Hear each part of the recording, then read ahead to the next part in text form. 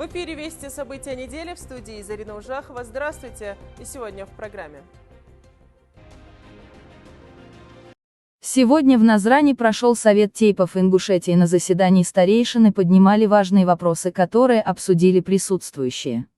В процветающей республике больше нет проблем, и пришлось разобрать главные проблемы – это ингушский фалос и ингушский ливерат.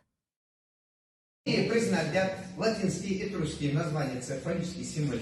Малай, фалос, фалос, фалос, это наследие, потомство.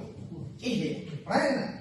Ло, оно по что? Дает, предоставляет, правильно ли? Правильно. Allah не то, что в Древнем Кавказе, Ближневосточной или древней культуре, символы шаней. Символы плодородия и плодовитости от шанцах. Там он собой исследовать они смешать здесь, как они даться. Тем более сейчас церковь сейчас церковь передавал. Это даться.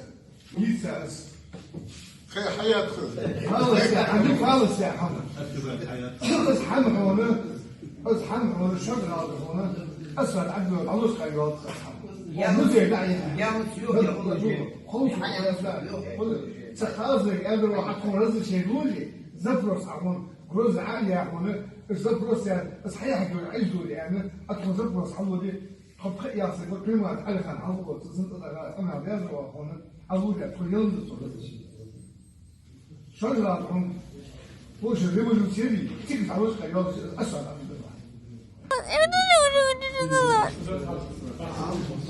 كل يا سجل كل يا سجل هون ويتوامر بداية عن يسرهم هون بسوزنا. أزنات أصحاب قصيصة قال شيء قال أزهمت قطية Ей передачи из шансу. Я говорю, комментарий рассказывал лишь. Вы сказали, что Сергей Ханду Сергей. А 240 лет это кочует по всем европейским документам. Ученые переписывают вещи. У них дурные обычаи, они женятся на матерях своих отцов туда. Да. У ингушей его бывает до 5 жен. После смерти отца его сыновья женятся на них на всех. За исключением матери, на которой женится другой брат. Его другой брат. Чеченцы часто упрекают их этим постыдным обычаем. Но ингуши отвечают: сперва мой отец спал с моей матерью, а теперь я сплю с его женой. И что это не частные случаи, а то, что делается всегда.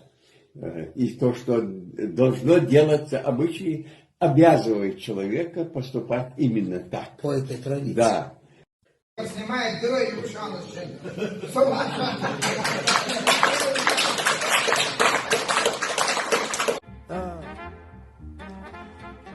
носители. Баркал Халчан, спасибо вам за внимание. Я постараюсь продолжить.